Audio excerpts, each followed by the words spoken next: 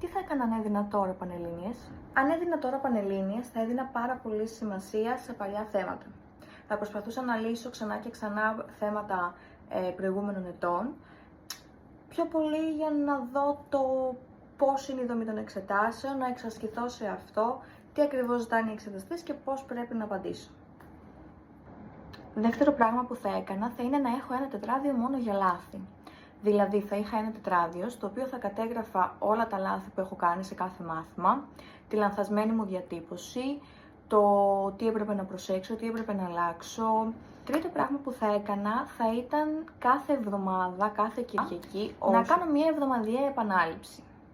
Δεν θα άφηνα κάποιο μεγάλο όγκο επαναλήψεων στο τέλος του μήνα ή στο επερχόμενο διαγώνισμα. Αλλά κάθε τέλος της εβδομάδας θα προσπαθούσα να κάνω μια ολοκληρωμένη επανάληψη στην ύλη της εβδομάδας που πέρασα.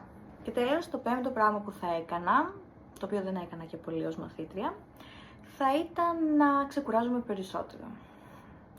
Λίγο να κοιμάμαι περισσότερο και γενικότερα κάπως λίγο να αποφορτίζομαι πιο πολύ. Γιατί όταν το μυαλό μας είναι κουρασμένο, είναι και μπερδεμένο. Και μπερδεμένο μυαλό, μπερδεμένο γραπτό. Γράψε μου κάτω στα σχόλια πώς φάνηκε το σημερινό βίντεο και τι κάνεις εσύ φέτος που δίνεις Πανελλήνιες.